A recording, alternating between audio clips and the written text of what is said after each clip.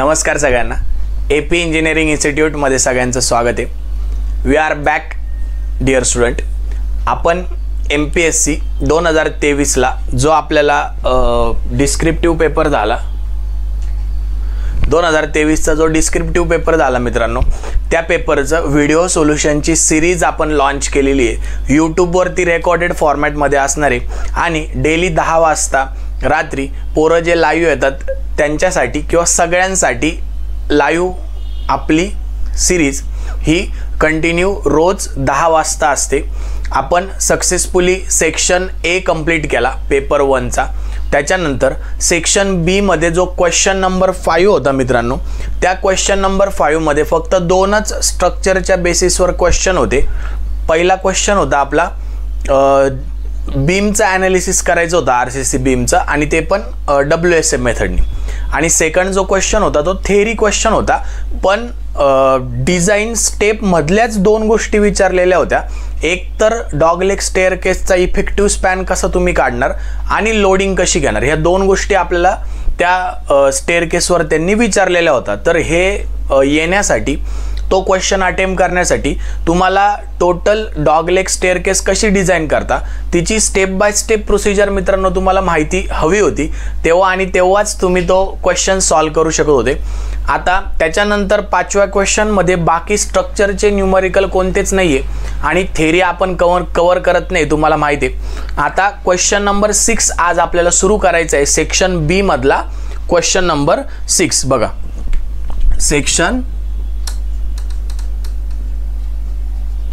Section B मधला question 6 त्याच्यातला A. Okay. आणि क्वेश्चन 6 हा पण अतिशय सोपाच म्हणेल मी मित्रांनो, कारण की मी सुद्धा तोच क्वेश्चन सॉल्व करायला घेतला आणि नंतर मला कळलं की MPSCने इनकम्प्लीट डाटा दिलेला आहे. तुम्ही म्हणाल सर तुम्ही हे काय म्हणता, MPSC कसं काय इनकम्प्लीट देऊ शकते? हो मित्रांनो, आपल्याला क्वेश्चन 6 मधल्या A मध्ये इनकम्प्लीट डाटा होता. त्यांनी आपल्याला कोएफिशियंट दिलेलेच नव्हते. प्रॉब्लेम कशावर होता? सिम्पली सपोर्टेड स्लॅब आपल्याला डिझाईन करायचा होता. सिम्पली सपोर्टेड स्लॅब आपल्याला डिझाईन करायचा होता. तो 1 वे असेल 2 वे असेल ते नंतरची गोष्ट, ते आपल्या स्टेपमध्ये आपण काढूच.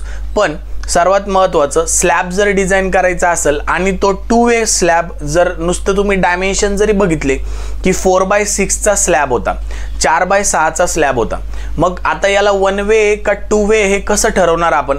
तर LY/LXचा ॲस्पेक्ट रेशो करतो आपण. त्याची व्हॅल्यू जर 2 पेक्षा कमी आली तर आपण त्याला 2 वे म्हणतो आणि आपला 2 वे स्लॅब होता. आणि त्यांनी धडधडीत सांगितलं होतं की simply supported at all corner. मग जेव्हा simply supported at all corner असतो ना, तेव्हा आपल्याला IS 456/2000 मधला Annex D मधला टेबल नंबर, आय थिंक 27 का 28 टेबल नंबर आहे, जो का असेल, पण Annex D लक्षात ठेवा. Annex D मधला आपल्याला टेबल यूज करावा लागतो कोएफिशियंटसाठी, म्हणजे मुवमेंट काढण्यासाठी ज्या कोएफिशियंट लागतात ते कोएफिशियंट आपल्याला IS कोडनी दिलेले आहे आणि ते तुम्हाला MPSCला द्यावाच लागणार होते. मागचे प्रिव्हियस इयर जर तुम्ही क्वेश्चन बघितले किंवा UPSC IESचं सुद्धा क्वेश्चन बघितला स्लॅबवर आणि तो जर 2 वे स्लॅबवर असेल तर त्यांना कोएफिशियंट त्यांनी दिलेले, पण आपल्या MPSCने का दिले नाही मला माहिती नाही मित्रांनो. आता तुम्हाला कोणी असंही सांगेल की त्याचा भला मोठा फॉर्म्युला आहे आणि मग तो कोएफिशियंट फाइंड आउट करा, असं काहीच नसतं मित्रांनो. बिलीव्ह मी, मी स्वतः RCC डिझायनर आहे. आपल्याला IS कोड यूज करणं अलाउड असतं आणि त्या ठिकाणावरून आपण त्या कोएफिशियंट घेऊ शकतो, उचलू शकतो. आणि जर आपण स्वतः डिझाईन करत नाहीये, आपण एखादी एक्झाम देतोय, मग ती युनिव्हर्सिटीची एक्झाम असो, ती डिप्लोमाच्या 3rd इयरचा RCC सब्जेक्ट असो, किंवा तो इंजिनिअरिंगच्या 3rd इयरचा स्ट्रक्चरल डिझाईन 2 किंवा डिझाईन ऑफ रेनफोर्स स्ट्रक्चर हा सब्जेक्ट असो, आपल्याला युनिव्हर्सिटीला कोएफिशियंट द्यावेच लागतात. इवन तिथं तुम्हाला नाही जरी दिले कोएफिशियंट तरी युनिव्हर्सिटीला तुम्हाला IS कोड यूज करणं अलाउड असतं. आणि MPSCने आपल्याला IS कोड अलाउड केलेला नव्हता मित्रांनो, तर त्यांचं काम होतं आपल्याला कोएफिशियंट देणं.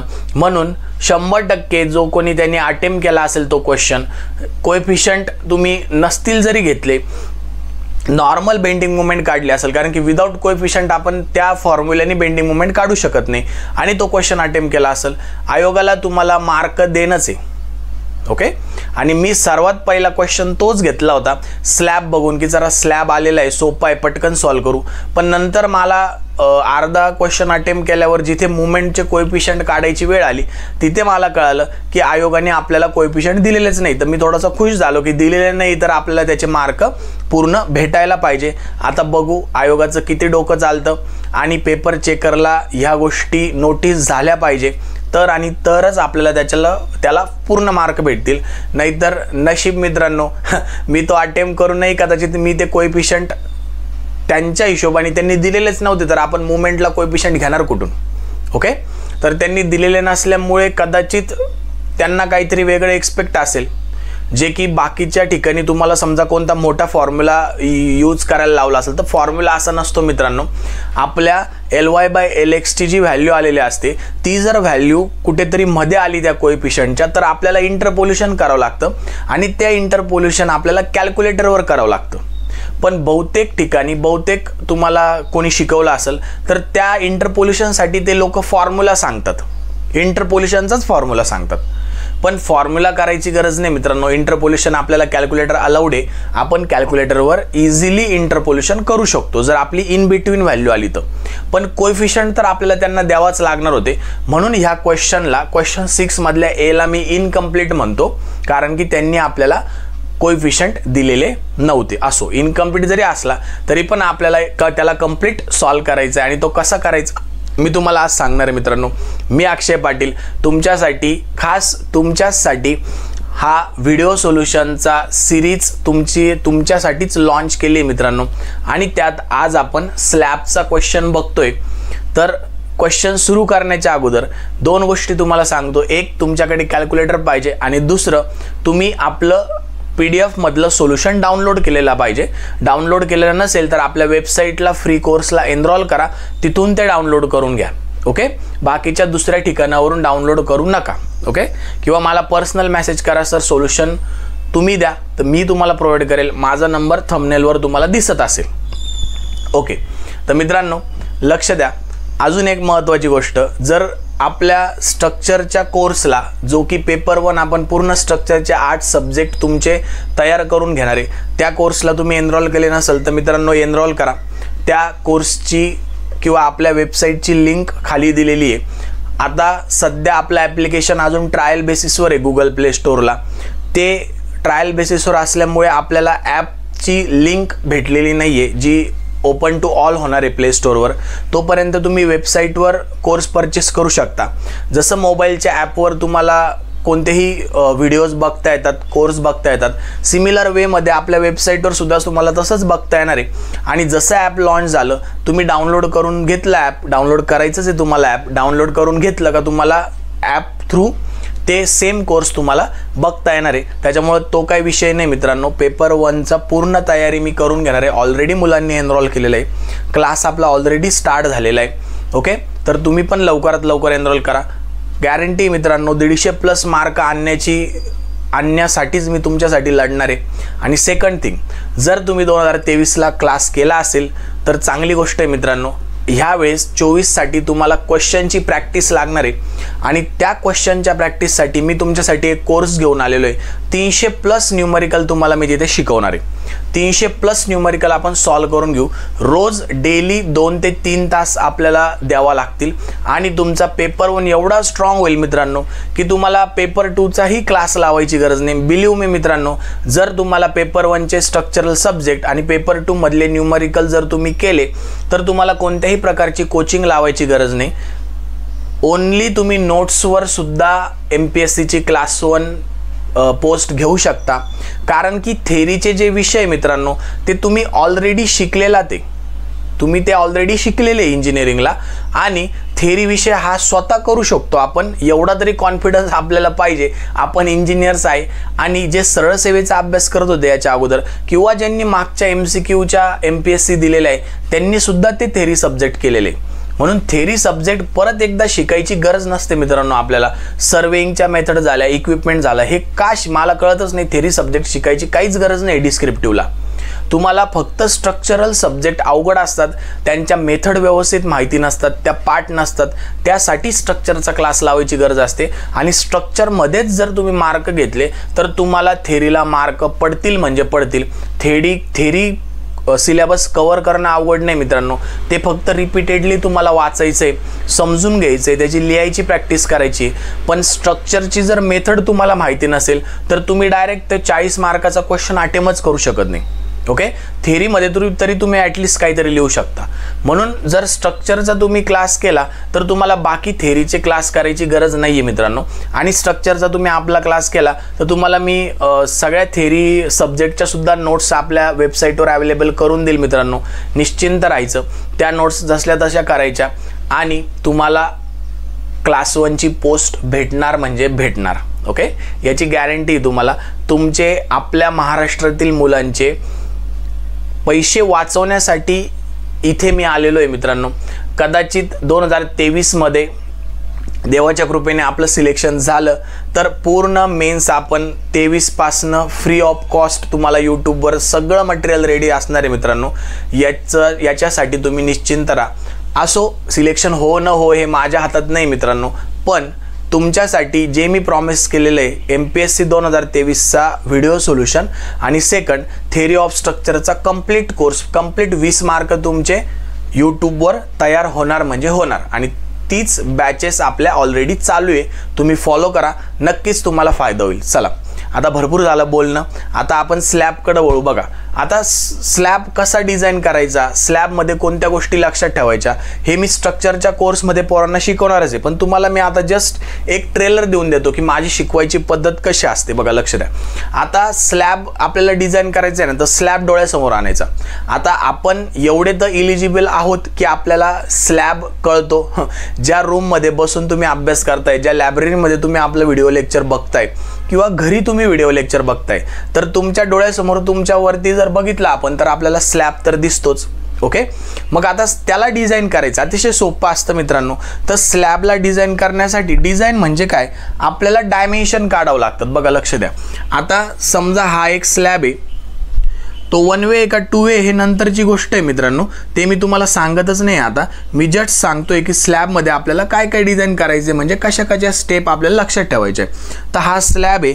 स्लॅब हा चौकोनी, जनरली रेक्टेंग्युलर किंवा स्क्वेअर शेपमध्ये आपण प्रेफर करतो, अंटिल अँड अनलेस कोणता आर्किटेक्चरल डिझाईन त्यांनी आपल्याला दिलेलं नसेल तर. ओके, तर स्लॅबचा हा LX असतो, हा LY असतो. आता हे तुम्ही प्रॅक्टिकल डिझाईन करा का तुम्ही कोणत्या युनिव्हर्सिटीचा किंवा तुम्ही कोणत्या MPSCचा UPSCचा पेपर द्या मेन्सचा, तुम्हाला हे डायमेन्शन त्यांना देणं गरजेचंच आहे. डायमेन्शन तुम्हाला द्यावाच लागतील, त्याच्यामुळे तो लोड घ्यायचा नाही. आपल्याला एरिया ऑलरेडी माहिती असतो. आणि प्रॅक्टिकल लाईफमध्ये सुद्धा जेव्हा आपण RCC डिझाईन करायला घेतो तेव्हा आपल्याकडे आर्किटेक्चरल प्लॅन ऑलरेडी रेडी असतो. म्हणजे आपल्याला LY आणि LX as a RCC designer आपल्याला ते ठरवायची गरज नाही आहे. ते ऑलरेडी आर्किटेक्चरनी त्याच्यावर काम केलेलं असतं, आपल्याकडे डेव्हलप प्लॅन असतो. आपल्याला त्याच्यात डिझाईन करायचं म्हणजे काय करायचं, स्लॅब डिझाईन करायचं तर लेंथ आणि विड्थ स्लॅबची असते. डिझाईन करणं म्हणजे काय, तर आपल्याला डेप्थ फाइंड आउट करावं लागते. काय फाइंड आउट करावं लागते, आपल्याला डेप्थ फाइंड आउट करावं लागते. ओके, डेप्थ फाइंड आउट करावं लागते. म्हणजे डिझाईन करताना आपल्याला 2 गोष्टींचं डिझाईन करावं लागतं. RCC मध्ये डिझाईन करताना 2 गोष्टीचं डिझाईन करावं लागतं. एक कॉन्क्रीट आणि दुसरं स्टील. कॉन्क्रीटमध्ये जिओमेट्री, आणि जिओमेट्री ऑफ कॉन्क्रीटमध्ये काय येणार तुमची, एक तर लेंथ येणार, एक तर विड्थ येणार किंवा डेप्थ येणार. तर लेंथ आणि विड्थ आपल्याला ऑलरेडी दिलेले असते स्लॅबमध्ये. मेन आपला पार्ट राहतो डेप्थ डिझाईन करणं. म्हणजे ज्या काही तुम्हाला स्टेप किंवा ज्या काही तुम्हाला IS कोड IS 456 मधल्या ज्या काही क्लॉजेस लक्षात ठेवायचे ते फक्त डेप्थ रिलेटेड लक्षात ठेवायचे, म्हणजे तुम्हाला पहिले 2 मार्क भेटून जातात जर तुम्ही डेप्थ काढली तर. ओके, आणि त्याच्यानंतर सर्वात मेजर पार्ट असतो स्टील. मग स्टीलचं डिझाईन करताना त्याचा डायमीटर आपल्याला फाइंड आउट करावा लागतो, आणि बस डायमीटर फाइंड आउट करावा लागतो आणि स्पेसिंग फाइंड आउट करावं लागते. पण ठीक आहे, स्पेसिंग फाइंड आउट करावं लागतं. 2 गोष्टी आपल्याला इथे फाइंड आउट करावं लागतात. मग डायमीटर फाइंड आउट करण्यासाठी आपल्याला त्या स्टीलचा एरिया फाइंड आउट करणं महत्त्वाचं असतं, म्हणजे AST. आणि AST एवढा मेजर पार्ट आहे, एवढा मस्त पार्ट म्हणता येईल आपल्याला त्याला, की त्याच्यासाठीच सगळे कुटाने करावं लागतं. आणि AST आपण तोपर्यंत काढू शकत नाही जोपर्यंत आपल्याकडे डेप्थ नाही राहत. जोपर्यंत आपल्याकडे डेप्थ नाही राहत तोपर्यंत आपण एरिया ऑफ स्टील काढू शकत नाही. तोपर्यंत आपण एरिया ऑफ स्टील काढू शकत नाही. ओके, म्हणजे डिझाईनमध्ये, स्लॅबच्या डिझाईनमध्ये आपल्याला एक तर डेप्थ काढणं सर्वात महत्त्वाचं आणि स्टील काढणं, या दोनच गोष्टी काढायच्या असतात. आणि स्टीलची प्लेसिंग कशी करायची ते सर्वात महत्त्वाचं आहे मित्रांनो. 2023ला मी सगळ्या क्लासच्या, माझ्या मित्रांच्या ज्यांनी क्लास लावले होते, मी तर लावला नव्हता मित्रांनो. स्ट्रक्चरला मला खरंच गरज नव्हती आणि ती नसणारच आहे, कारण की मी 8 वर्षापासून तेच शिकवतोय. त्याच्यामुळे मला गरज नव्हती. माझ्या स्वतःच्या नोट्स होत्या, मी त्याच फॉलो केल्या. ओके, पण बाकीच्यांच्या मी जस्ट बघितल्या तर डिटेलिंग कोणीच व्यवस्थित केली नाही. 2-4 अशा लाईन मारून देत आणि संपला विषय. मित्रांनो, जर तुम्ही RCC डिझाईन करताय, तुम्ही पेपर देताय का तुम्ही लाईफमध्ये प्रॅक्टिकल डिझाईन करताय, तुम्हाला डिटेलिंग सर्वात महत्त्वाची आहे. ओके, आणि त्याच्यामध्ये पण मेन स्टील कुठं काढायचं, डिस्ट्रीब्युशन स्टील कुठं काढायचं. आता प्लॅनमध्ये तर तुम्हाला सगळं एकाच लेवलला दिसणार आहे. म्हणजे कसं की आता समजा हे मेन स्टील आहे. ओके, हे मेन स्टील आहे आणि हे डिस्ट्रीब्युशन स्टील आहे. हे एकाच लेवलला दिसणार आहे. पण जेव्हा आपण सेक्शन कट करतो मित्रांनो, जेव्हा आपण सेक्शन कट करतो, समजा मी हा असा सेक्शन कट केला, याला मी XX म्हणतो. आपल्याला डिझाईनमध्ये शेवटी सेक्शन दाखवायचाच असतो, तर याला XX सेक्शन म्हणतो.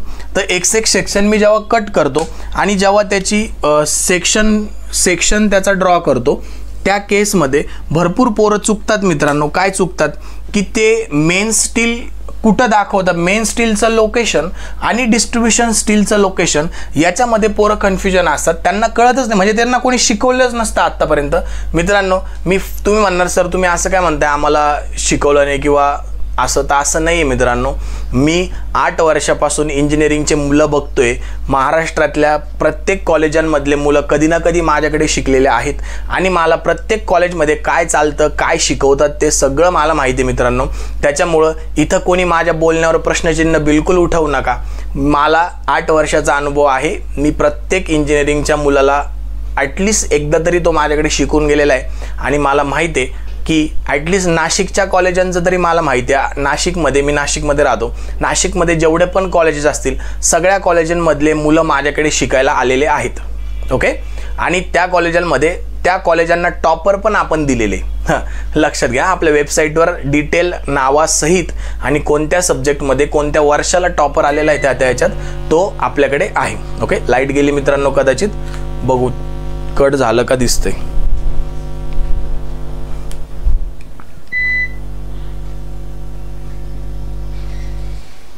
ठीक आहे, दिसतंय काय हरकत नाही. नॅचरल लाईट आपल्याकडे आहे. तर मित्रांनो, सांगत काय होतो मी की कोणाला काय शिकवलंय आणि किती शिकवलंय हे मला चांगलं माहिती आहे. ॲटलिस्ट नाशिकचं तुम्ही कोणतंही नामवंत कॉलेज घ्या मित्रांनो, KK वाघ म्हणू नका, तुम्ही NDMB म्हणू नका, तिथे काय शिकवलं जातं आणि कसं मुलांना ट्रेन केलं जातं ते मला माहिती आहे. म्हणून माझ्याकडे जो मुलगा माझ्याकडून शिकून गेलेला आहे त्याला डिटेलिंगमध्ये कधीच प्रॉब्लेम नसतो मित्रांनो. कारण की ह्या ज्या डिटेलिंग आहे ह्या मी IS कोडमधून, त्याच्यानंतर रेफरन्स बुकमधून किंवा ॲक्च्युअल प्रॅक्टिकल लाईफमध्ये कोणतं स्टील कुठे असतं, त्याचं लोकेशन कुठे असतं ते महत्त्वाचंच आहे. आणि पेपर चेक करणारा हा ते चेकच करतो. ओके, त्या गोष्टी नोटीसच करतो. म्हणून मी तुम्हाला सांगतो, बघा लाईट आली, खरं बोलतोय मी, म्हणून तुम्हाला सांगतो आणि खरंच बोलतोय मी मित्रांनो. पेपर चेकर हा या सगळ्या गोष्टी चेक करतो. आता जर मी असा सेक्शन कट केला तर 2 गोष्टी असतात. एक तर हे स्टील असतं आणि एक असं असतं. आता मी याला जाणीवपूर्वक याला वरती काढलं आणि याला खाली काढला. असं का? कारण की मेन स्टील हे नेहमी खाली दाखवतात मित्रांनो आणि आपलं मेन स्टील कट होतंय, म्हणजे कट होणारी गोष्ट आपल्याला सेक्शनच्या फॉर्ममध्ये दिसेल आणि सर्क्युलर बार कट झाला तर त्याचा सेक्शन आपल्याला सर्कलच दिसणार आहे. म्हणून आपल्याला त्याचं लोकेशन खाली आणि ते सर्कलमध्ये दाखवायचं. हे मी व्यवस्थित डिटेलमध्ये एक पूर्ण लेक्चर मी डिटेलिंगचंच घेतो जेव्हा RCC शिकवतो तेव्हा. कारण की आपल्याला क्वेश्चनचा शेवट हा डिटेलिंगनीच करायचा असतो. आणि तोच शेवट जर आपण एकदमच खराब केला आणि काहीतरी नुसतं दाखवायचं म्हणून दाखवून दिलं मित्रांनो, तुमचे 4 ते 5 मार्क किंवा ॲटलिस्ट 3 मार्क तरी एक्झामिनर कट करणार म्हणजे करणार, जर तुमची डिटेलिंग व्यवस्थित नसेल तर.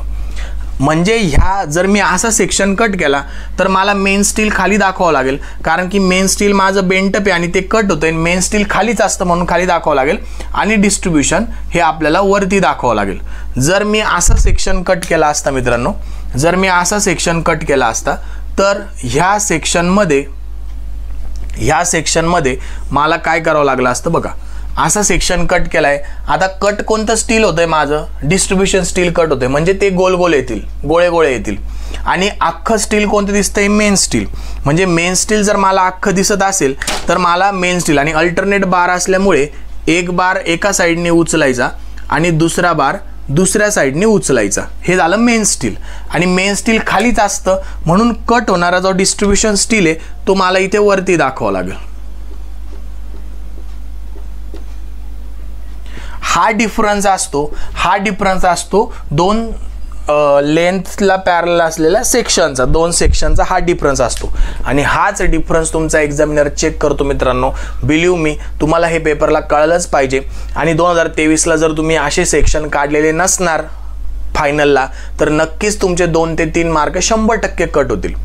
तुम्ही पण काय करणार, तुम्हाला शिकवलंच नसेल हे असे सेक्शन काढायचं, आणि शिकवलं असेल तर अतिउत्तम मित्रांनो, फार चांगलं आहे. ओके, त्या शिकवणाऱ्याला मी सलाम करतो, कारण की हे शिकवावंच लागतं मुलांना असे सेक्शन. नाही तर स्टेअरकेसचा पण मी सेक्शन बघितलाय, पोरांच्या डायग्राम बघितलाय. सेक्शनची डिटेलिंग फार महत्त्वाची, आणि त्या डिटेलिंगमध्येच कळतं की तुम्हाला किती नॉलेज आहे आणि तुमच्या शिकवणाऱ्याला किती नॉलेज आहे. ओके, तर मी इथे कोणाला नाव ठेवत नाही मित्रांनो, पण ह्या गोष्टी पोरांना शिकवायला पाहिजे. ह्या गोष्टी गरजेच्या असतात.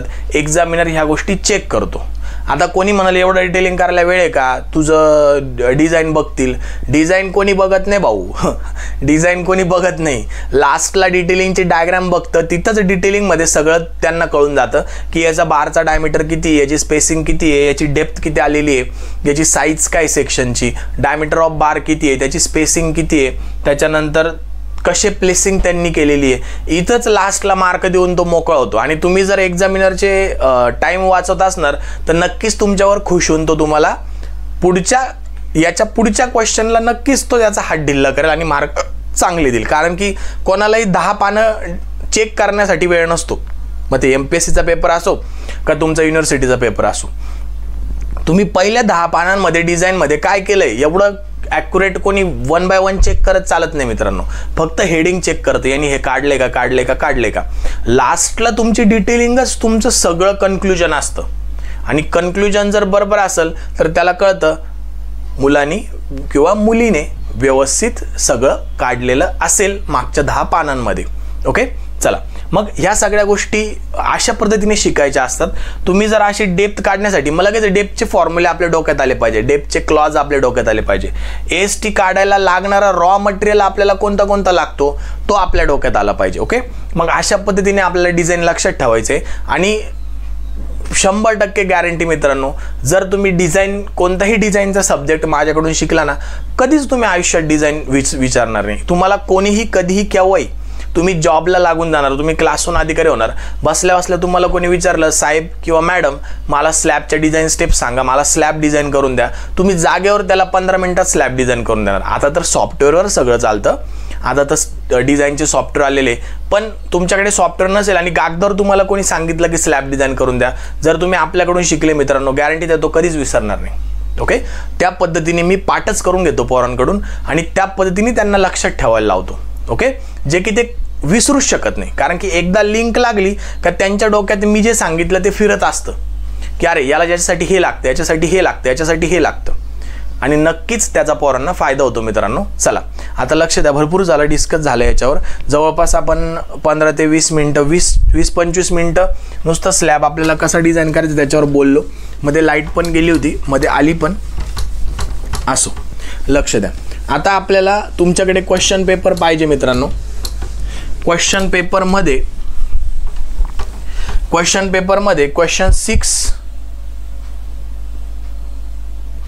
क्वेश्चन 6 मी पण एकदा क्वेश्चन पेपर काढतो. क्वेश्चन 6A बघा मित्रांनो, आता मी पूर्ण क्वेश्चन लिहित बसत नाही. क्वेश्चन 6 मधला ए काय सांगितलं आपल्याला, design RCC slab for a room of size 4 metre by 6 metre. म्हणजे आपल्याला त्यांनी साईज दिली. ओके, मग आता गिवन डाटा मी लिहितो. गिवन डाटा आपल्याला त्यांनी साईज दिली, म्हणजे LX ची व्हॅल्यू दिली. किती दिली आहे? 4 मीटर. आणि LY ची व्हॅल्यू किती दिली आहे? 6 मीटर. ओके, पहिला नेहमी एक्स ॲक्सिस असतो, दुसरा नेहमी वाय ॲक्सिस असतो. किंवा जो छोटा आहे, डायमेन्शन जे छोटं आहे त्याला एक्स म्हणा, जे मोठं आहे त्याला वाय म्हणा, तसंही चालते. ओके, मग the slab is simply supported. मी क्वेश्चन रीड करतोय मित्रांनो, तुमच्याकडे पण क्वेश्चन पेपर पाहिजे. The slab is simply supported on all 4 edges. मग इथं कंडिशन काय दिली आपल्याला? Slab is simply supported on all 4 edges. Okay, आता ही जी कंडिशन आहे, ही कंडिशन तुम्हाला मुवमेंट कोएफिशियंट अल्फा एक्स आणि अल्फा वाय घेण्यासाठी कामात येते. ओके, याच्यासाठी आपल्याला IS 456/2000 Annex D आपल्याला यूज करायचं आहे. IS 456/2000 Annex D. आणि त्याच्यातून आपल्याला काय करायचं आहे? टेबल नंबर 27 बघा, टेबल नंबर 27. हा टेबल नंबरवरून अल्फा एक्स आणि अल्फा वाय घ्यायचे. आणि हा टेबल यूज करायचा 27 हे आपल्याला कोणी सांगितलं? हा टेबल यूज करायचं हे कोणी सांगितलं? कोणी सांगितलं? मी नाही सांगितलं, ते ह्या कंडिशनने आपल्याला सांगितलं. ओके, म्हणून कंडिशन महत्त्वाची. आणि ही जर कंडिशन दिली असेल तर त्यांना टेबल 27 मधल्या व्हॅल्यूज अल्फा एक्स आणि अल्फा वाय आपल्याला देणं मॅन्डेटरी होतं, जे की त्यांनी आपल्याला दिलं नाही. म्हणूनच मी म्हणतो की क्वेश्चन MPSCने इनकम्प्लीट दिलेला होता. ओके, चला लक्ष द्या. नेक्स्ट, पुन्हा एकदा लाईटीने तिचं काम केलंय मित्रांनो. चला, तरी दिसतंय का? हरकत नाही, आपण कंटिन्यू करू शकतो. बघा, लक्ष द्या. नेक्स्ट आपल्याला काय सांगितलंय त्यांनी? लाईव्ह लोड दिलेला आहे. लाईव्ह लोड दिलाय 2 किलोन्यूटन पर मीटर स्क्वेअर. लाईव्ह लोड आपल्याला दिलाय 2 किलोन्यूटन पर मीटर स्क्वेअर. आणि फ्लोअर फिनिश आपल्याला किती दिलाय त्यांनी? फ्लोअर फिनिश दिलाय 1 किलोन्यूटन पर मीटर स्क्वेअर. त्याच्यानंतर आपल्याला त्यांनी नेक्स्ट काय दिलंय? FCK दिलाय. FCK म्हणजे M20 दिलाय.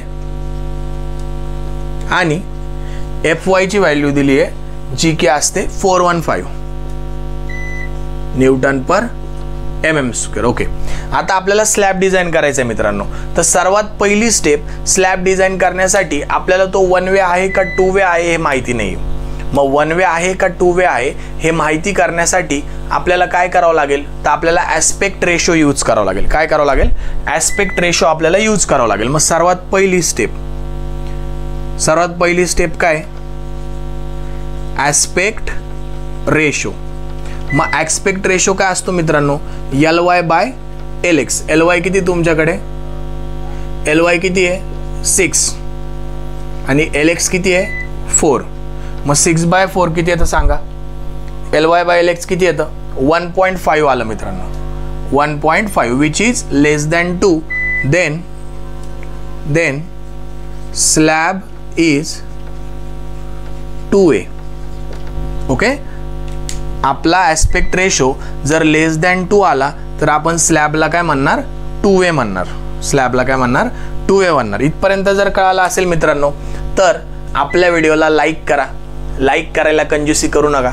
जर तुम्हाला कळतंय तर मलाही कळू द्या तुम्हाला कळतंय. बघा, सत्य जेव्हा पण मी बोलतोय तेव्हा लाईट येते आणि खरंच बोलतोय मित्रांनो. तुम्ही लाईक केल्यावरच मला कळेल की तुम्हाला कळालंय का नाही कळालंय. ओके, आणि नसेल कळालं, तुम्हाला काय प्रॉब्लेम असेल कमेंटमध्ये सांगा.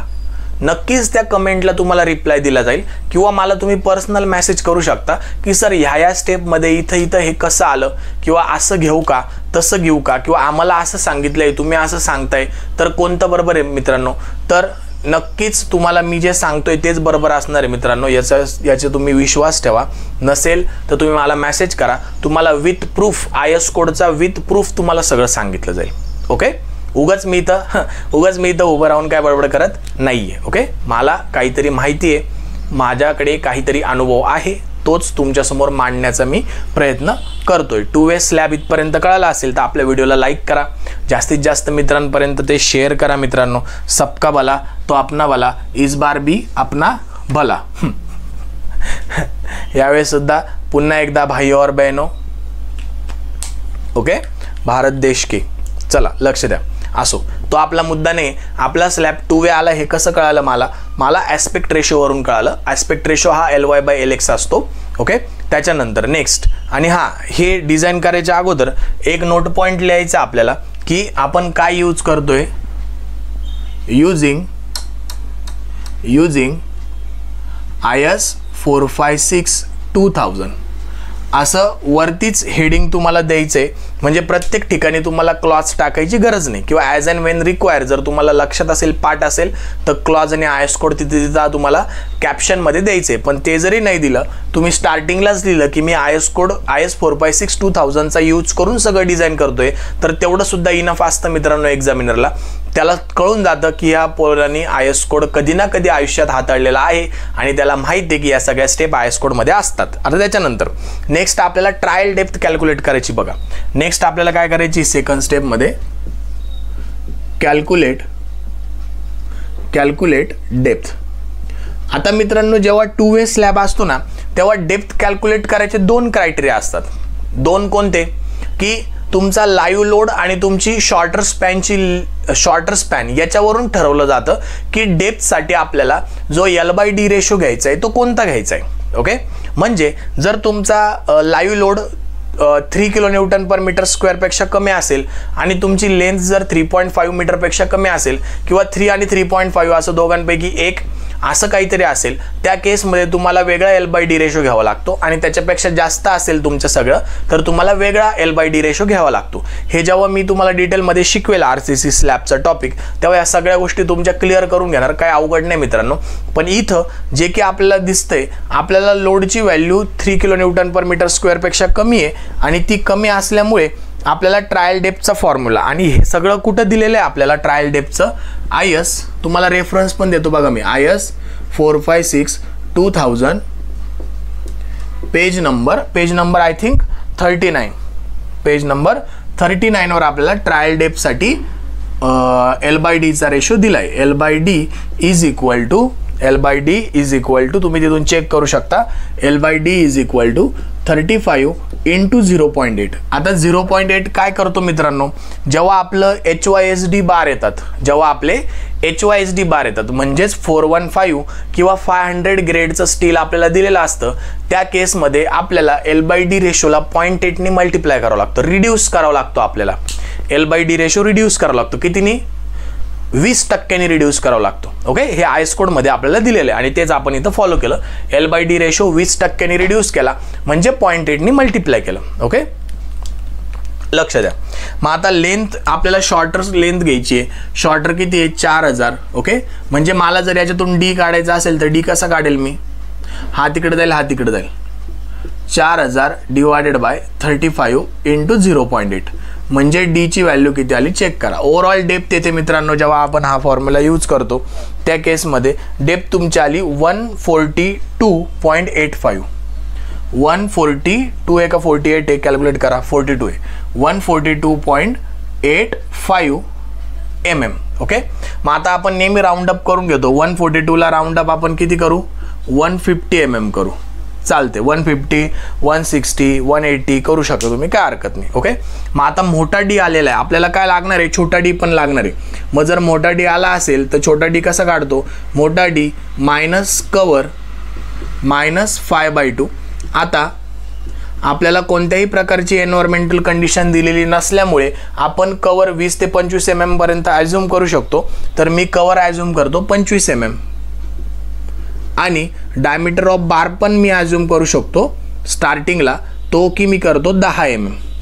ओके, म्हणजे इथं वरती जर मी व्हॅल्यू पुट केला 150 -25 -10/2, then your depth will be 30 गेली किती उरतात? 120 mm. 120 mm इथपर्यंत कळालं का मला सांगा. हे नॉमिनल कव्हर असतं मित्रांनो. आता हे असंच काय येतं, हा काही फॉर्म्युला वगैरे नाही मित्रांनो, हा कॉमन सेन्स आहे. जर तुम्ही सेक्शन व्यवस्थित, म्हणून मी सांगतो डिटेलिंगचं एक पूर्ण लेक्चर मी डिटेलिंगवरच घालवतो. 2 ते 3 तास मी तुम्हाला डिटेलिंगच सांगतो प्रत्येक स्ट्रक्चर मेंबरची. तर जेव्हा तुम्ही डिटेलिंग बघणार ना, त्याच्यामध्ये तुम्हाला कळून जाईल की इफेक्टिव्ह डेप्थ काय असते. मोठ्या डेप्थमधून कव्हर आणि डायमीटर बाय 2 आपण का मायनस करतो हे तुम्हाला कधी क्लिअर होईल माहिती का. तुम्ही स्टार्टिंगला जेव्हा बीम शिकणार ना, ॲनालिसिस ऑफ बीम, आणि त्याच्यामध्ये जेव्हा बीमसाठी स्ट्रेस स्ट्रेन डायग्राम ड्रॉ करणार, तिथंच तुम्हाला कळून जाईल की इफेक्टिव्ह डेप्थ आपण कुठून कन्सिडर करतो. आणि मित्रांनो, जेव्हा पण आपण स्लॅब डिझाईन करतो ना, तो ॲज अ बीम म्हणूनच डिझाईन करतो, फक्त विड्थ त्याची 1 मीटर घेतो. लक्षात घ्या, स्लॅब हा ॲज अ बीम म्हणूनच आपण डिझाईन करतो, ज्याची की विड्थ आपण 1 मीटर घेतो, 1 मीटर कन्सिडर करतो. लक्षात घ्यायचं. ओके, तर आता हे फॉर्म्युला नाही आहे हा, हे तुम्हाला कॉमन सेन्स तुमचा डेव्हलप होईल जेव्हा तुम्ही व्यवस्थित शिकणार तेव्हा, आणि तेव्हा पाठ करायची गरज नाही, मग तुम्हाला हे सगळं लक्षात राहून जाईल. ओके, मग डेप्थ आल्यानंतर आपल्याला थर्ड स्टेप जी करायची आहे 3ऱ्या नंबरची, लोड कॅल्क्युलेशन.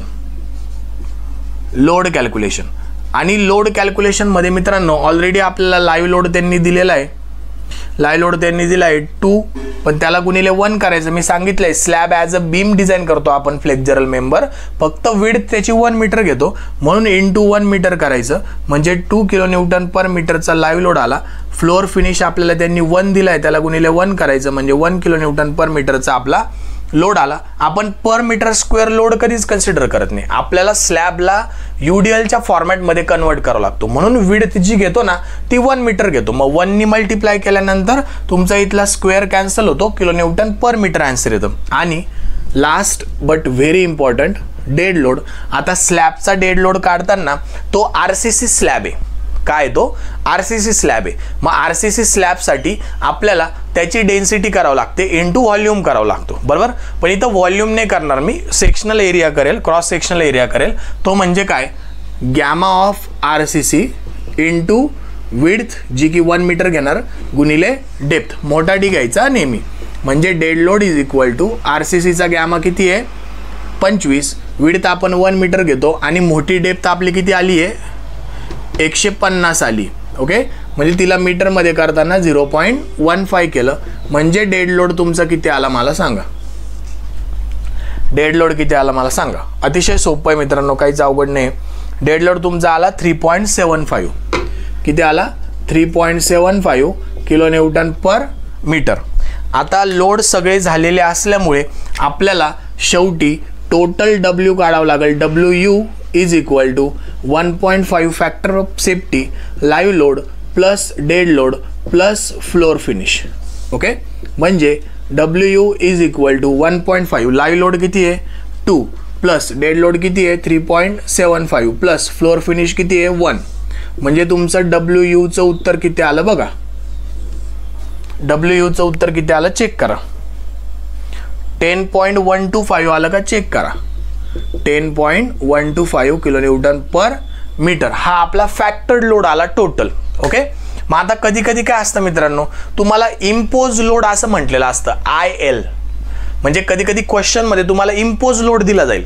मग जेव्हा आपल्याला इम्पोज लोड देताना त्याचा अर्थ असतो it includes live load plus floor finish.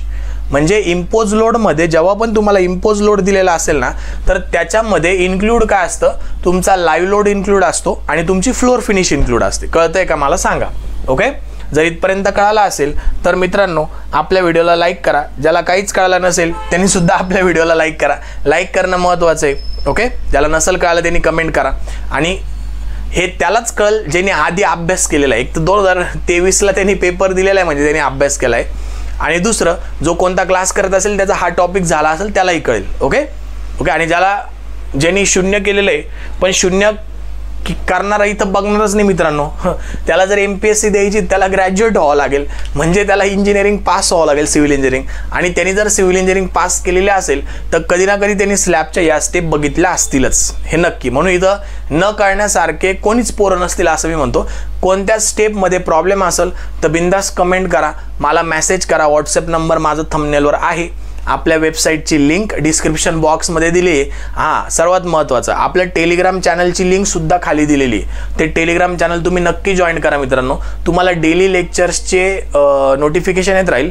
आणि त्याच्यातही महत्त्वाचं, त्याच्यापेक्षाही महत्त्वाचं काय की तुम्हाला लाईव्ह डिस्कशन आपल्याला करता येईल. टेलिग्राम ग्रुपवर तुमचा जो काही प्रॉब्लेम असेल तुम्ही व्हिडिओचा स्क्रीनशॉट काढायचा, त्या डिस्कशन ग्रुपमध्ये टाकायचा, तुम्हाला तो डाऊट तिथे क्लिअर केला जाईल. तुम्ही फोनवरही माझ्याशी बोलू शकता, व्हॉट्सअपही करू शकता, काय हरकत नाही. ओके, लक्ष द्या. पण केव्हाही उठून करायचं नाही. रात्री 2 वाजता मी अभ्यासाला बसलोय सर आणि मला हा प्रॉब्लेम येतोय, मास्तरला झोपू द्या. लक्ष द्या. आता लक्ष द्या. आता लोड कॅल्क्युलेशन झाल्यानंतर सर्वात महत्त्वाचं step number 4 movement calculation. Movement calculation. आणि इथं एक नोट पॉईंट तुम्हाला लिहायचा होता की as in question alpha x and alpha y is not given then we have to calculate movements by using standard formula of simply supported slab with UDL, that is WL square by 8. Actual MPSC 2023ला तुम्हाला या फॉर्म्युल्याने काढावं लागणार होती, कारण की alpha x आणि alpha Y आपल्याला दिलेले नव्हते. पण आता आपण IS 456 नाव आपण कशातून घेतोय? IS 456 2000 NX D table number 27 याच्यातून आपण आता घेतोय. आणि त्याच्यासाठी आपल्याला LY/LX चा रेशो पाहिजे, तो की 1.5 आलाय. आणि ह्या 1.5 साठी अल्फा एक्स आणि अल्फा वाय ची व्हॅल्यू आपल्याला ऑलरेडी या टेबलमध्ये दिलेली आहे. आणि ती काय दिलेली तुम्हाला, त्या टेबल तुम्ही ओपन करा. IS 456 2000 मध्ये NX D मध्ये टेबल नंबर 27 मध्ये काय दिलेली, ती अल्फा एक्स 0.104 दिलाय. 0.104. बघा, हे जे मी रेफरन्स देतो ना, हे तुम्ही चेक करा बरं का. IS कोड हाताळायची सवय राहू द्या, जरी आपल्याला एक्झामला तो यूज होणार नाहीये तरी, म्हणजे तुम्हाला कळायला पाहिजे कुठून सगळ्या व्हॅल्यू आलेल्या आहे. मग आता अल्फा एक्स आणि अल्फा वाय आपण हा यूज करणार आहे. ओके, इथपर्यंत कळालंय का मला सांगा? कळायलाच पाहिजे मित्रांनो, एवढं तरी कळायला पाहिजे. हे अशा पद्धतीनेच डिझाईन तुम्ही करायला पाहिजे होतं, तर आणि तरच तुम्हाला 15 ते 10 मार्क MPSCने दिलेले असतील. बघू आता काय होतं पेपरला. इथपर्यंत कळालं का मला सांगा? ठीक आहे, इथपर्यंत कळालं असेल तर स्क्रीनशॉट काढून घ्या. मी बाजूला सरकलेलो आहे. आता मला थोड्या काही गोष्टी पुसावं लागतील. आता आपल्याला रॉ मटेरियलसाठी जस्ट एक स्टेप मागे आहे. आपण ऑलमोस्ट आपला 50% स्लॅब इथं कंप्लीट होऊन जाईल जर आपण मुवमेंट काढून घेतल्या तर, कारण की नंतर फक्त स्टील आणि चेकच द्यायचे बाकी असतात. आणि हा चेक पण तुम्हाला द्यायचेच होते बरं का. शिअरचा चेक द्यायचा होता, डेव्हलपमेंट लेनचा चेक द्यायचा होता.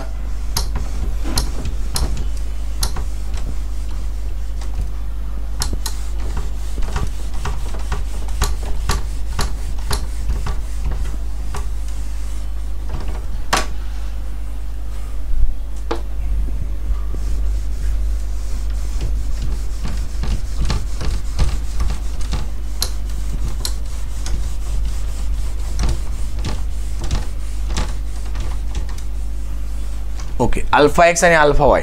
आता आपल्याला सेम ह्याच NX D मध्येच ह्याच टेबलच्या खाली आपल्याला MUX आणि MUY फाइंड आउट करण्यासाठी फॉर्म्युले त्यांनी ऑलरेडी देऊन दिलेले.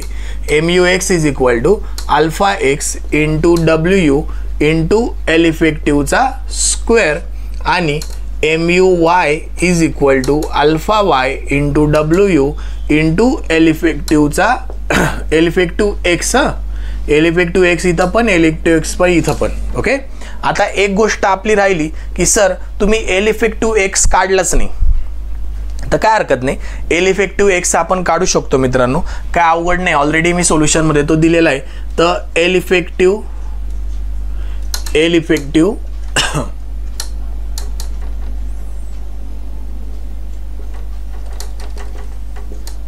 L effective X is equal to L X plus B W, L X plus B W और L X plus D effective whichever is minimum.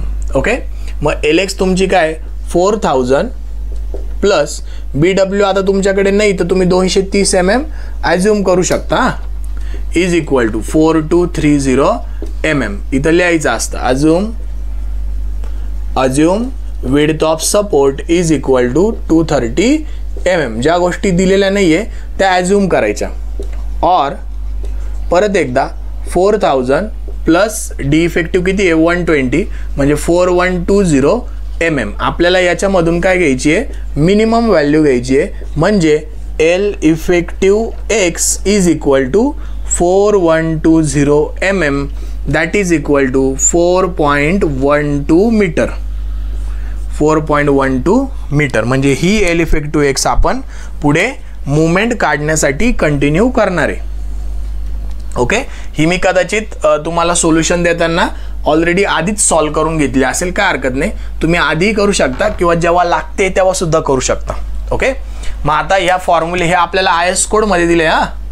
हे आपल्याला आय एस 456/2000 अनेक्स डी याच्यामध्ये हे फॉर्म्युले दिलेले ऑलरेडी आपल्याला. Okay, आणि ते पाठ करणं पण काय अवघड नाही आहे. म्हणजे M U X is equal to alpha x किती आहे 0.104 आणि हा दोन्ही ठिकाणी एल इफेक्टिव्ह एक्सच आहे बरं का. तुम्ही हे बिलकुल डाऊट डोक्यात नका आणू की एम यू वाय सर म्हणून इथं एल इफेक्टिव्ह वाय असेल. नाही, आपण स्टीलचं डिझाईन नेहमी शॉर्टर लेंथला डिझाईन करतो, कारण की शॉर्टर लेंथला जर आपण डिझाईन केलं, शॉर्टर लेंथला जर आपण मुवमेंट काढली तर ऑब्विसली ती लॉंगर लेंथला सेपच येणार आहे. म्हणून आपण शॉर्टर लेंथसाठीच नेहमी डिझाईन करतो, म्हणजे आपली लॉंगर लेंथ सेप होईल. ही कन्सेप्ट आहे, ही व्यवस्थित लक्षात ठेवायची. इथं आय एस कोडला चॅलेंज करायचं नाही. आय एस कोड चुकला असं म्हणायचं नाही. आय एस कोडला चुकीचं म्हणणारा एकच मुलगा होता, माझा क्लासमेट होता अक्षय जाधव म्हणून. तो आय एस कोडच्या चुका काढायचा, दिग्गज होता. आणि असं नव्हतंच मित्रांनो, आय एस कोड कधीच चुकलेला नसतो. ते लोक उगाच एवढं अख्ख्या भारतात सगळं डिझाईन प्रोव्हाइड करत नाही. आणि तो आता लँड रेकॉर्ड डिपार्टमेंटला आहे, 2016 पासून तो लागलेला आहे मित्रांनो. असो, चला लक्ष द्या, आपण तसं करायचं नाही. आय एस कोड बरोबरच आहे, इथं उगाच एल इफेक्टिव्ह वाय लिहायचं नाही, तर तुम्हाला संतापून एक्झामिनर सगळ्याला 0 मार्क देईल. बघा डब्ल्यू आपला किती आलेला होता 10.125 समथिंग आलेला होता. ओके, 10.125 आणि एल इफेक्टिव्ह एक्स किती आली 4.12, त्याचा स्क्वेअर म्हणजे एम यू एक्स तुमच्याकडे किती आला चेक करा. एम यू एक्स तुमच्याकडे किती आला 16.848 16.848 किलो न्यूटन डॉट मीटर. आणि एम यू वाय अल्फा वायची व्हॅल्यू किती आहे 0.046 इंटू 10.125 इंटू 4.12 चा स्क्वेअर म्हणजे एम यू वाय किती आला चेक करा. एम यू वाय किती आला कॅल्क्युलेट करा पटकन. 7.452 kilo newton dot metre. Okay, इथपर्यंत क्लिअर आहे का मला सांगा. मुवमेंट कळाल्या का मला सांगा.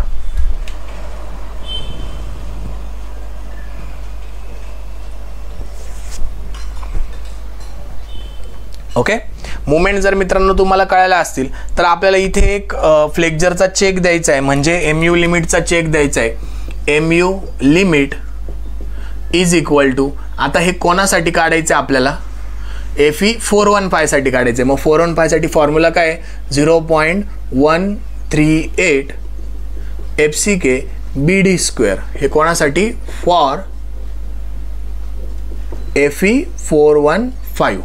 आता हे कुठून आलं तर हे जेव्हा आपण RCC शिकायला सुरुवात करतो आणि बीमचं डिझाईन शिकतो, विथ द हेल्प ऑफ बीमचं ॲनालिसिस शिकतो, with the help of LSM method बीमचं ॲनालिसिस शिकतो, तिथे आपल्याला ह्या व्हॅल्यू डायरेक्ट आपण डिझाईन कॉन्स्टंट, हे डिझाईन कॉन्स्टंट आहे, हे मुवमेंटचा कॉन्स्टंट आहे हा 0.138 FCK, हा तिथं आपण डिराईव्ह करतो.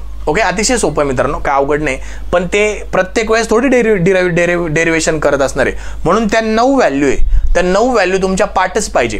म्हणजे त्या कोणत्या 9 व्हॅल्यू आहे तर ग्रेडनुसार आहे. FE 250 साठी एक्सयू लिमिट, MU लिमिट आणि PT पर्सेंटेज.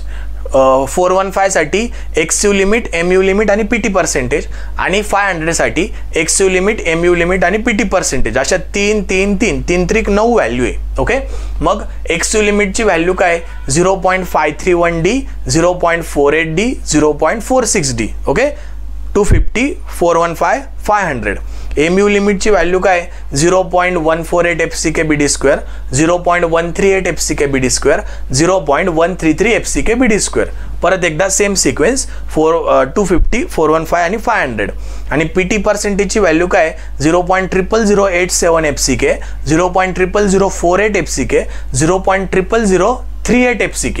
ही परत एकदा सिक्वेन्स तोच 250, 415 आणि 500. ओके, या माझ्या पाठ आहे, तुमच्या पाठ होऊन जातील मित्रांनो. 4-5 वेळेस म्हणायचं, त्या टेबल पाठच करायच्या, कारण की आपल्याला ते अख्ख्या RCC मध्ये कुठं ना कुठं तुम्हाला त्या व्हॅल्यू लागतातच. ओके, चला लक्ष द्या. इथपर्यंत क्लिअर आहे का? व्यवस्थित स्क्रीन दिसते का?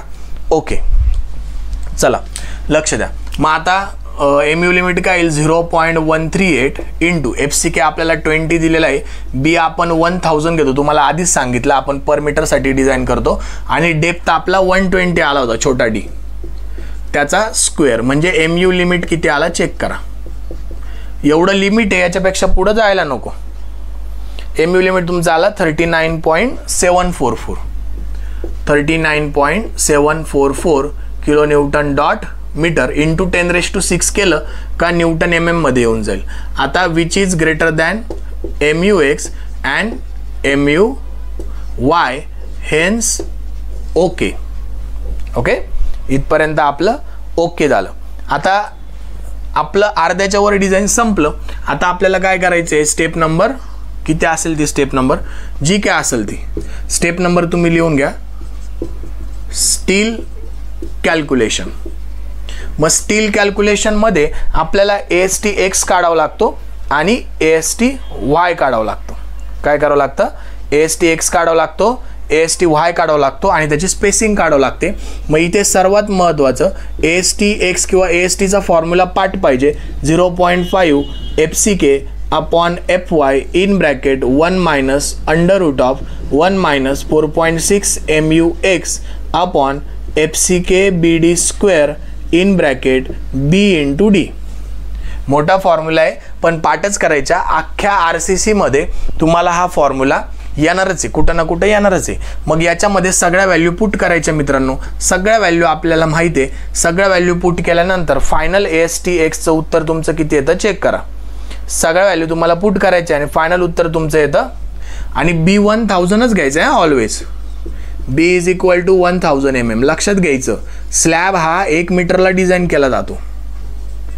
ASTX, मग ASTX काय येईल तुमचा कॅल्क्युलेट केल्यावर 419.488, 419.488 mm स्क्वेअर.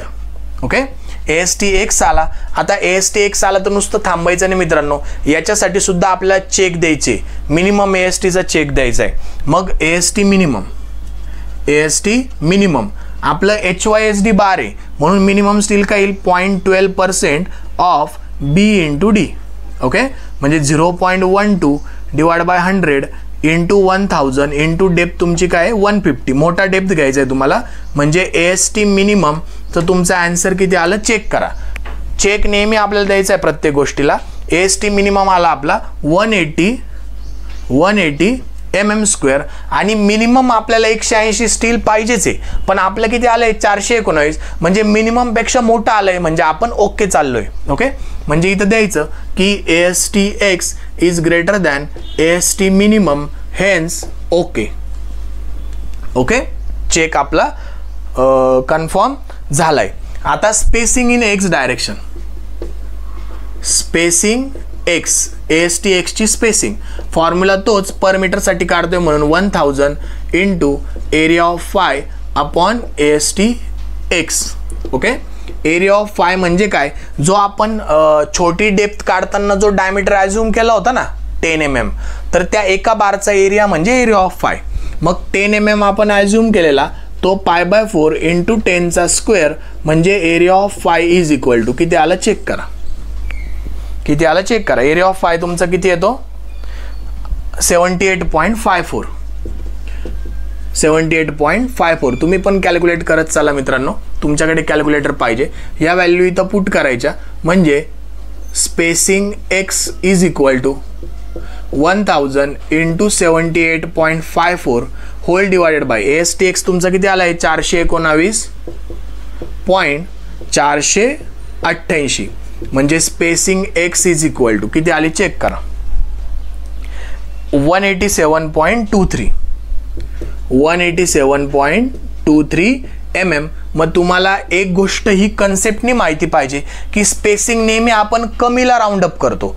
कमीला का करतो? कारण की जेवढी स्पेसिंग कमी तेवढं आपल्याला फेल्युअरचे चान्सेस कमी, तेवढं बॉन्डिंग जास्त. ओके, म्हणून स्पेसिंग कमीला राऊंड अप करायची. 187 आली तर तुम्ही 185 किंवा 180 पण राऊंड अप करू शकता. 7-1 mm ने काय फरक पडत नाही, 180 mm.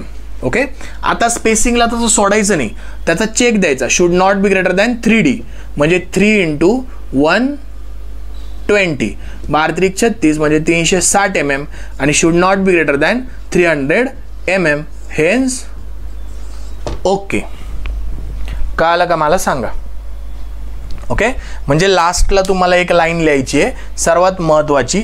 जसं आपलं एक स्टील डिझाईन होतं तशी आपल्याला एक लाईन लिहिणं मॅन्डेटरी असतं. ती लाईन कोणती सर? तर घाबरू नका, लाईन काय अवघड नाही. आपल्याला काय लिहायचं आहे प्रोवाइड 10 mm फाय ॲट किती आले आपली spacing whichever is minimum provide करायची आहे आपल्याला 180 mm centre to centre as ASTX that is main steel. Main स्टीलची स्पेसिंग आणि त्याचा डायमीटर आपल्याला इथं नोट पॉईंटमधून लिहायचं आहे. ओके, कळतं आहे का मला सांगा. कळत असेल तर व्हिडिओला लाईक करा मित्रांनो, चॅनलला सबस्क्राईब करा. डबल सबस्क्राईब ना करू, अनसबस्क्राईब होऊन जाईल. ज्यांनी केलेलं नसेल त्यांनी सबस्क्राईब करा. बघा स्क्रीनशॉट काढून घ्या.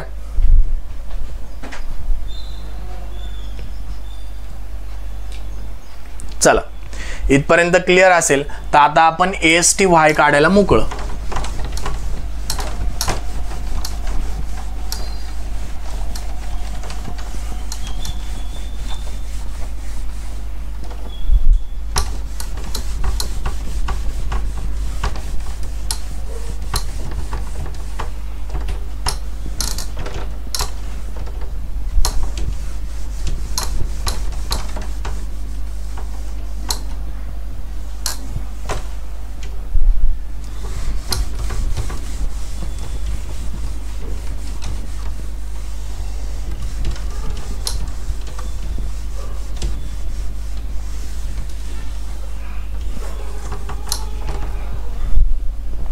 चल लक्ष द्या. आता ASTY परत एकदा तोच फॉर्म्युला मित्रांनो. ASTY साठी 0.5 FCK upon FY in bracket 1 minus under root of 1 minus 4.6 into MUY upon BD² bracket complete into B into D. Okay, मग ASTY तुम्हाला काढून घ्यायचं आहे. मग करा कॅल्क्युलेट. ASTY किती आला 177.53. 177.53 mm². याच्यात सगळ्या व्हॅल्यू टाकायच्या. व्हॅल्यू तुमच्याकडे आहे. परत एकदा तुमच्याकडे काय बीची व्हॅल्यू 1000 येणार पर मीटरला आपण डिझाईन करतोय. आता AST मिनिममचा याला सुद्धा चेक द्यायचा आहे. AST मिनिमम परत एकदा 0.12% ऑफ B इंटू D म्हणजे AST मिनिमम तुमचा आय थिंक 180 mm² आला असेल AST मिनिमम. ओके, मग आता प्रॉब्लेम काय झाला मित्रांनो, मिनिमम तर आपल्याला 180 प्रोव्हाइड करायचंच आहे, पण आपलं किती आलेलं 177. म्हणजे हे चालणार आहे का? नाही. म्हणजे आपल्याला ASTY डायरेक्शनला मिनिमम स्टील तर द्यावाच लागेल. म्हणून इथं असं लिहायचं की AST minimum is greater than ASTY then provide ASTY is equal to AST minimum. ASTY is equal to AST minimum. म्हणजे आता आपल्याला वाय डायरेक्शनला 180 वालं स्टील प्रोव्हाइड करायचं आहे. परत एकदा spacing in Y direction is equal to 1000 into area of phi upon ASTY. आणि ASTY म्हणजेच मी AST मिनिमम प्रोव्हाइड करतोय, ती गोष्ट मला लक्षात ठेवायची. आता डायमीटर ऑफ बार तुमच्यावर आहे मित्रांनो. तुम्ही 10 mm कन्सिडर करा किंवा तुम्ही 8 mm कमी करू शकता किंवा तोही ठेवू शकता. मी तोच ठेवतो. 1000 गुणिले π/4 इंटू 10चा square divided by 180. Then your spacing in Y direction is equal to, तुमची स्पेसिंग किती आली 436.33. 436.33 mm. ओके. आता याला परत एकदा आपल्याला चेक द्यायचं आहे. आणि चेक काय की should not be greater than 5D आणि should not be greater than 300 mm. Okay. मग आता should not be greater than 5D म्हणजे should not be greater than 5 into 120 12×5 = 60 म्हणजे 600 mm आणि should not be greater than 300 mm. आता हे as per new amendment, नवीन अमेंडमेंटमध्ये इथं 300. जुन्या अमेंडमेंटमध्ये तुमचं 460 काहीतरी होतं आणि भरपूर सारे लोक ते जुन्या अमेंडमेंट्सच फॉलो करतात. पण नवीनमध्ये 300च दिलेलं आहे. म्हणजे आता आपल्याला 300 mm प्रोव्हाइड करावं लागेल. ओके. म्हणजे इथं असं लिहायचं provide 10 mm phi at 300 mm centre to centre as a distribution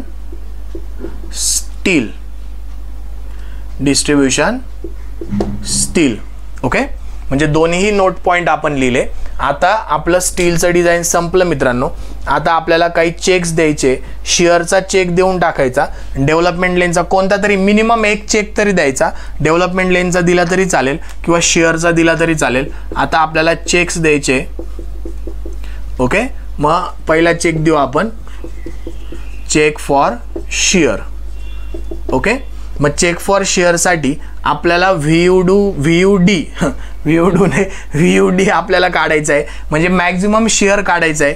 तर UDL असल्यामुळे WL/2 असतो. W आपला 10.125 आला. L इफेक्टिव्ह X घ्यावा लागेल आपल्याला, जो की 4.12 आला आहे. डिवाइड बाय 2 करायचं म्हणजे VUD तुमचा येतो मॅक्झिमम शेअर इन स्लॅब. तो किती येतो तुमचा. ओके. आता इथे इफेक्टिव्ह घ्यायचा किंवा नॉर्मल तुम्ही पूर्ण लेंथ जरी कन्सिडर केली, जसं की आपण ॲनालिसिस करतोय तरी चालेल. 4 मीटर घेतला तरी चालेल, काय फरक पडत नाही. किती येतो आपला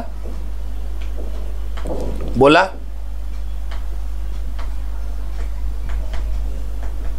कॅल्क्युलेट करा. 20.25 किलो न्यूटन. ओके. मग त्याच्यानंतर आपल्याला τv काढावा लागतो. τv म्हणजे VUD upon B into D. मग VUD किती आहे 20.25 into 10³ divide by 1000 into depth तुमच्याकडे किती आहे मोठी डेप्थ, सॉरी इथे छोटा D आहे. छोटा D मित्रांनो 120 म्हणजे τv किती आला सांगा. τv किती आला सांगा. τv तुमचा आला 0.168. 0.168 न्यूटन पर mm². हे तुम्ही जेव्हा स्टिरप्सचं डिझाईन करतात ना बीममध्ये, शिअर एन्फोर्समेंटचं डिझाईन, त्याच्यातल्याच ह्या स्टेप आहे. ॲज अ चेक म्हणून आपण त्याला स्लॅबमध्ये यूज करतो. मग आता τc काढायचं आहे आपल्याला. τc मॅक्स काढायचं आहे. मग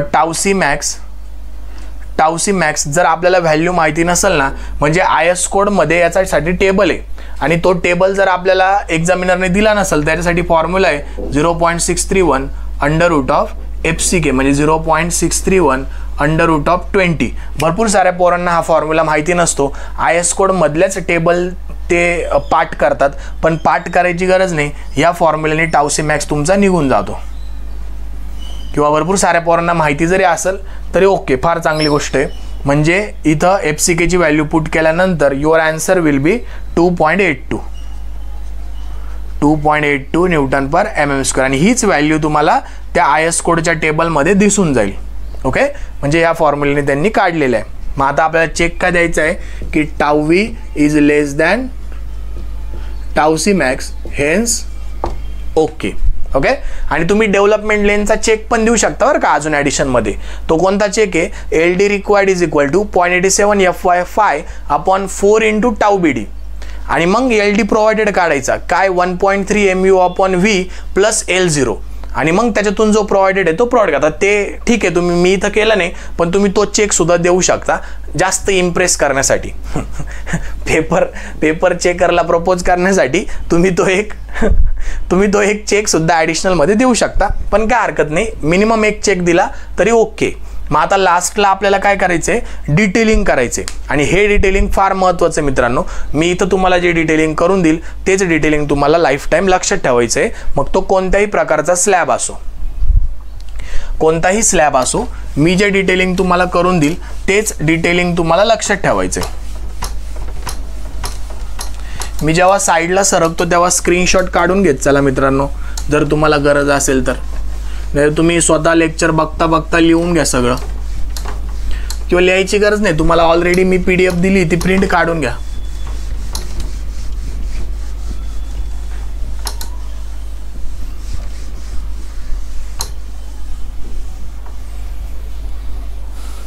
बघा आता आपल्याला त्यांनी स्लॅबचा प्लॅन दिलेला आहे. कसा दिलेला आहे स्लॅबचा प्लॅन,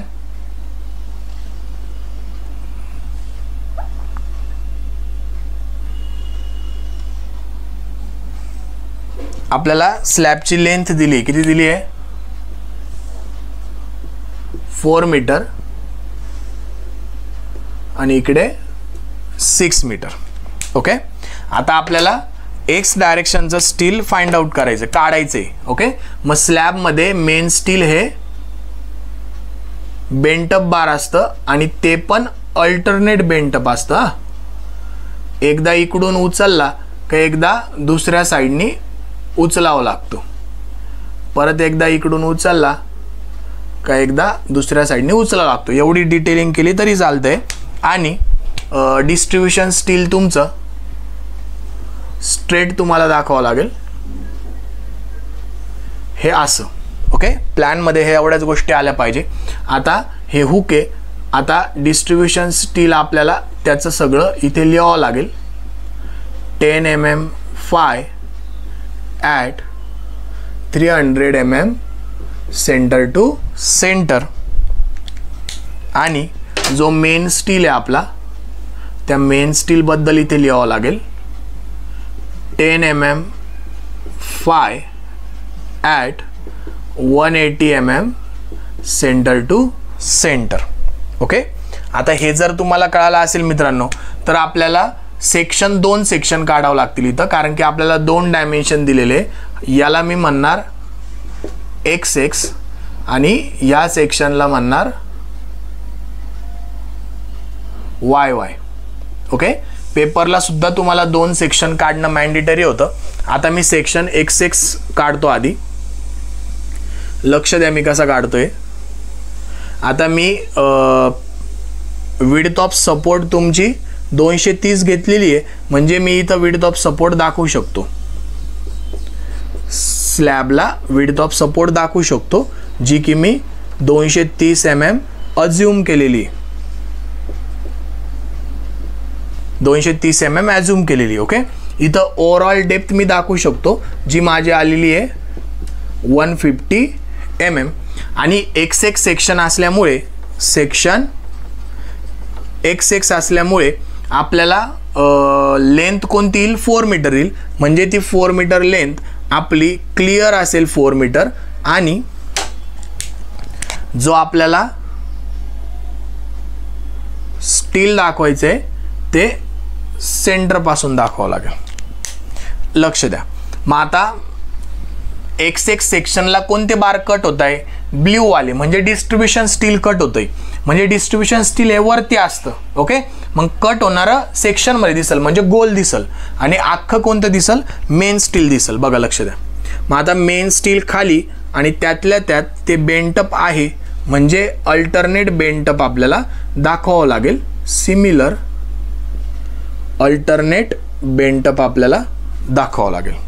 ओके, आणि डिस्ट्रीब्युशन स्टील वरती म्हणजे इथं आपल्याला डिस्ट्रीब्युशन स्टील दाखवावं लागेल. ओके, काय हरकत नाही. आता त्यांच्या डिटेलिंग पण इथे द्यावं लागतील. हे असंच डिटेलिंग तुमचं पेपरला पाहिजे तर आणि तरच तुम्हाला RCCला कंप्लीट मार्क मिळतील.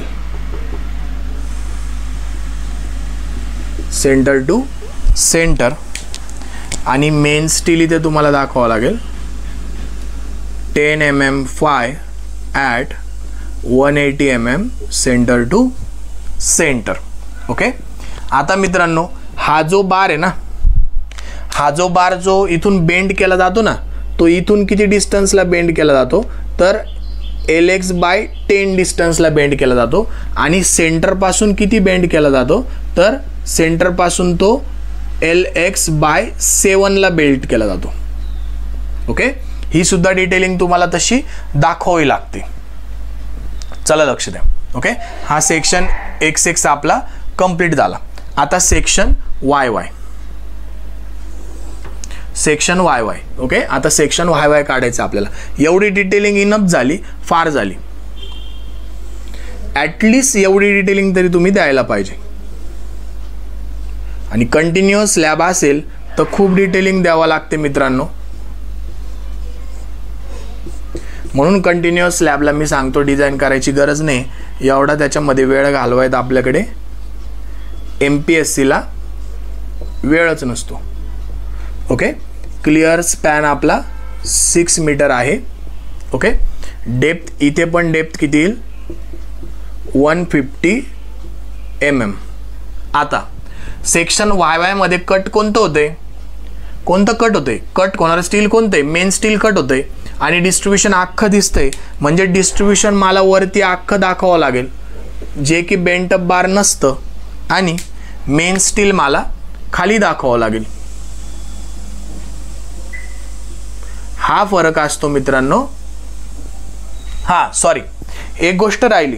कोणती की 2-way स्लॅबमध्ये एक गोष्ट राहिली मित्रांनो. इथं मी तुम्हाला चुकून सांगितलं. 2-way स्लॅबमध्ये दोन्ही स्टील हे मेन स्टील असतात. दोन्ही पण स्टील हे मेन स्टील असतं मित्रांनो 2-way स्लॅबमध्ये. म्हणजे आपल्याला लक्षात घ्यायचं 2-way स्लॅबमध्ये दोन्ही डायरेक्शनचे, सॉरी माझं सांगताना तुम्हाला राहून गेलं किंवा चुकून सुटलं ते.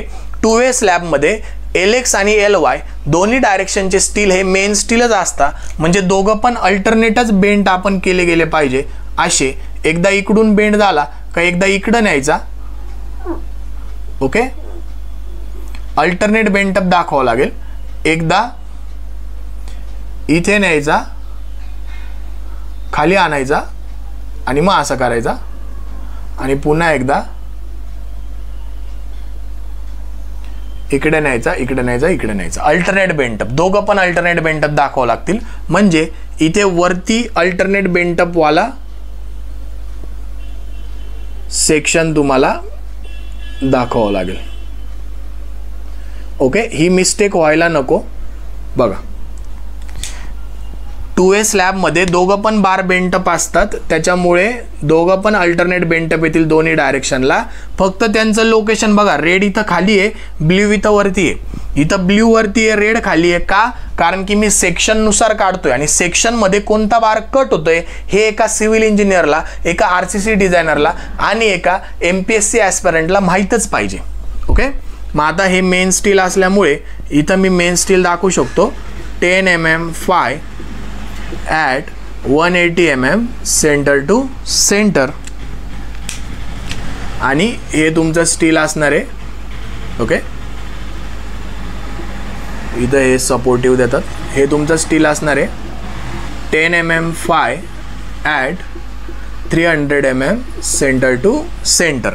आणि इथं तुम्ही इफेक्टिव्ह डेप्थ दाखवली तरी चालतंय जी की आपली 120 mm आहे डी इफेक्टिव्ह. आणि इकडे पण डी इफेक्टिव्ह दाखवली तरी पण छान दिसेल. D effective is equal to 120 mm. Okay, ठीक आहे. बस याला सेक्शन YY. ओके, हे डिटेलिंग तुमचं असंच पाहिजे मित्रांनो. चला, मी तसं डायग्राममध्ये पण दिलेलंच आहे ऑलरेडी सोल्युशनमध्ये. ओके, इथपर्यंत कळालं का मला सांगा. इथपर्यंत जर कळालं असेल मित्रांनो तर आपल्या व्हिडिओला लाईक करा, चॅनलला सबस्क्राईब करा. अशाच पद्धतीने माझ्याकडून शिकायचं असेल तर स्टे कनेक्टेड. आणि सर्वात शेवटी जय हिंद, जय महाराष्ट्र.